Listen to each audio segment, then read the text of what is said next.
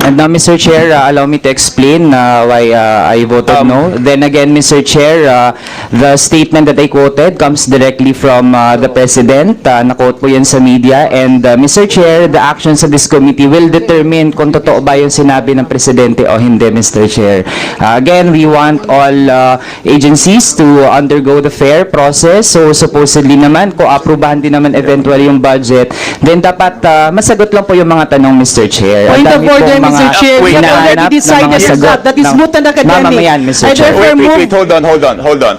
Let us let Congressman Manuel proceed. Yes, Mr. Chair. Kasi nga hanggang ngayon nag-exist pa rin yung National Task Force LCAC, which has already been the target, Mr. Chair, of Point of calls order, for Madam abolishment, Chair. Mr. Chair. Pero isa ito sa mga grave Congressman questions na Gary, dapat sana na It's pag-uusapan not an natin. issue that's being Mr. discussed Chair. now, Mr. Chair.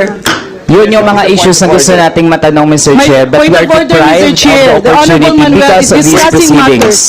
Point of order, Mr. Chair. He's out of order. We're not discussing NTFL here. There was a motion that we terminate the budget briefing of the Office of the President. Duly seconded, objected, voted upon. I therefore move, Mr. Chair, that we go back to what is the agenda of this House. That has been terminated, duly seconded. I therefore move that we suspend consideration of the budget So, Chair. until 1:30 Session this is afternoon. suspended. So moved. Seconded. Suspended. Move to